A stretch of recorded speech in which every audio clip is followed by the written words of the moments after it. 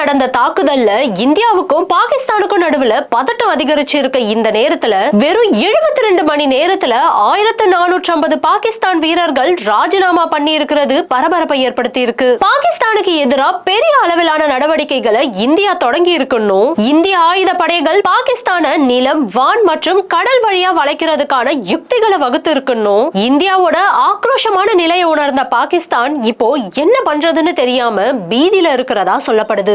இதனால ஏப்ரல் 30 வரைக்கும் இஸ்லாமாபாத் மற்றும் லாகூருக்கு இடையிலான வான்வெளியை அதிகாரிகள் மூட வேண்டிய கட்டாயம் ஏற்பட்டு இருக்கு. இதுக்கு நடுவுல இந்தியாவோட ராணுவ தாக்குதலுக்கு பயந்து பாகிஸ்தானோட ராணுவத்துல குழப்பம் ஏற்பட்டதா சொல்லப்படுது. பாகிஸ்தானுடைய ராணுவ தலைவர் அசிம் முனீருக்கு வந்த கடிதத்துல லெப்டினன்ட் ஜெனரல் உமர் அகமது புகாரி கடந்த 72 மணி நேரத்துல 250 அதிகாரிகள் உட்பட 1450 வீரர்கள் ராஜினாமா செஞ்சிருக்கிறதா தெரிவிச்சிருக்காரு. பஹல்காம் தாக்குதலுக்கு அப்புறம் சுமார் 5000 துருப்புகள் மற்றும் அதிகாரிகள் பாகிஸ்தான் ராணுவத்தில இருந்து விலகி இருக்காங்களாம். குவேட்டாவை சேர்ந்த 520 பேரும், போர்ஸ் கமாண்ட் வடக்கு பகுதியை சேர்ந்த 380 பேரும், முதல் கார்ப்ஸ் மங்களாவை சேர்ந்த 520 பேரும் ராஜினாமா செஞ்சிருக்காங்க.